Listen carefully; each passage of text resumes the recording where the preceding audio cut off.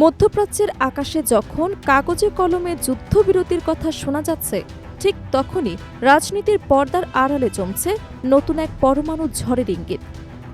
একদিকে যুক্তরাষ্ট্রের president Donald ট্রাম্পের কঠোর হুঁশিয়ারি, অন্যদিকে ইরানের পাল্টা বার্তা। সব মিলিয়ে পরিস্থিতি যেন এক অদৃশ্য বিস্ফোরণের অপেক্ষায় থাকা গোলা বারুদের স্তূপ। কূটনীতির টেবিল আর যুদ্ধের ময়দানের মাঝখানে দাঁড়িয়ে এখন একটাই প্রশ্ন, এই উত্তেজনা কি কেবল কথার যুদ্ধ নাকি বাস্তব সংঘাতের আগুন? যুদ্ধবিরতির মধ্যেই একের পর এক হুমকি দিয়ে যাচ্ছেন মার্কিন প্রেসিডেন্ট ডোনাল্ড ট্রাম্প। সম্প্রতি তেহরানের ওপর আবারও বড় ধরনের সামরিক হামলার হুঁশিয়ারি দিয়েছেন তিনি। শুরু থেকে দাবি করে আসছেন ইরানের পারমাণবিক কর্মসূচি ধ্বংস করাই তার মূল লক্ষ্য। তবে ট্রাম্পের এই বক্তব্যের তোয়াক্কা না করে পাল্টা হুঁশিয়ারি দিয়েছে ইরান। দেশটির পক্ষ থেকে জানানো হয়েছে, যদি তাদের উপর নতুন করে কোনো সামরিক হামলা চালানো হয় তবে তারা ইউরেনিয়ামের মজুদকে শতাংশ পর্যন্ত সমৃদ্ধ করবে, যা সরাসরি পারমাণবিক বোমা তৈরির জন্য যথেষ্ট। মঙ্গলবার বার্তা সংস্থা আনাদোলো এজেন্সি এক প্রতিবেদনে বলা হয়, যুক্তরাষ্ট্রকে এমন করা হুঁশিয়ারি দিয়েছে ইরানের পার্লামেন্টের পররাষ্ট্র নীতি এবং জাতীয় নিরাপত্তা কমিটির মুখপাত্র ইব্রাহিম রেজাই। সামাজিক যোগাযোগ মাধ্যম এক্সে দিয়ে একটি পোস্টে তিনি জানান, ইসরায়েল বা যুক্তরাষ্ট্র হামলা চালালে ৯০% ইউরেনিয়াম সমৃদ্ধকরণে হবে ইরানের প্রধান বিকল্প। আন্তর্জাতিক পরমাণু শক্তি সংস্থার তথ্য মতে, ইরানের পারমাণবিক সক্ষমতা এখন চূড়ান্ত পর্যায়ের দিকে। বর্তমানে তেহরানের কাছে ৪৪০ কিলোগ্রামের বেশি ইউরেনিয়াম রয়েছে, যা ৬০% বিশুদ্ধতায় সমৃদ্ধ।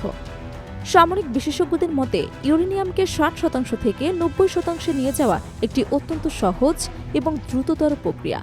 একবার এই লক্ষ্যমাত্রা অর্জিত হয়ে গেলে একটি কার্যকর পারমাণবিক বোমা তৈরি করা সময়ের ব্যাপার মাত্র।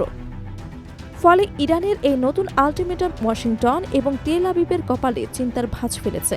চলমান যুদ্ধে যুক্তরাষ্ট্র এবং ইসরায়েলের অভ্যন্তর বিমান হামলায় ইরানের সামরিক এবং বেসামরিক অবকাঠামো ব্যাপকভাবে ক্ষতিগ্রস্ত হয়েছে। এই বিপর্যয়ের মুখে দাঁড়িয়ে তেহরান তাদের পারমাণবিক নীতি পরিবর্তনের ইঙ্গিত দিচ্ছে। এর আগে ২০২১ সালেও তৎকালীন প্রেসিডেন্ট হাসান রুহানি ৯০% সমৃদ্ধকরণের সক্ষমতার কথাও জানিয়েছিলেন। বর্তমান পরিস্থিতিতে আন্তর্জাতিক মহলও গভীরভাবে পর্যবেক্ষণ করছে মধ্যপ্রাচ্যের এই অস্থিরতা। জাতিসংঘ এবং বিভিন্ন কূটনৈতিক মহল বারবার সংযমের আহ্বান জানালেও বাস্তব পরিস্থিতি ক্রমে জটিল হচ্ছে।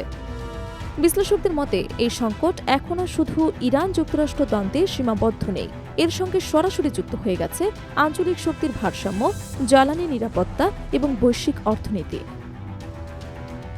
বিশেষ করে হরমুজ প্রণালীর মতো কৌশলগত জলপথকে ঘিরে যে কোনো উত্তেজনা বিশ্ববাজারে বড় প্রভাব ফেলতে পারে, কারণ বিশ্বের একটি বড় অংশের জ্বালানি সরবরাহ এই পথের উপর নির্ভরশীল। ফলে সামান্য সামরিক সংঘাতও তেলের দাম, পরিবহন খরচ এবং বৈশ্বিক সরবরাহ ব্যবস্থায় বড় ধাক্কা দিতে পারে বলে আশঙ্কা করা হচ্ছে। অন্যদিকে সামরিক বিশ্লেষকরা বলছেন, বর্তমান বক্তব্য এবং পাল্টা বক্তব্যের বেশিরভাগই স্ট্র্যাটেজিক ডিটারেন্স বা ভয় দেখানোর কৌশল, অর্থাৎ সরাসরি যুদ্ধের দিকে না গিয়েও প্রতিপক্ষকে চাপের মধ্যে রাখা। তবে ইতিহাস বলছে, এই ধরনের শব্দযুদ্ধ অনেক সময় বাস্তব সংঘাতের রূপ নেয়, যেখানে ভুল হিসেব পুরো পরিস্থিতিকে নিয়ন্ত্রণের বাইরে নিয়ে যেতে পারে। এদিকে মধ্যপ্রাচ্যের সাধারণ মানুষ আবারও উদ্বেগের মধ্যে দিন কাটাচ্ছে। অতীতের যুদ্ধ এবং সংকটের অভিজ্ঞতা তাদের মনে নতুন করে আতঙ্ক তৈরি করছে। সব মিলিয়ে পরিস্থিতি এখন এক অস্থির মোড়ে দাঁড়িয়ে।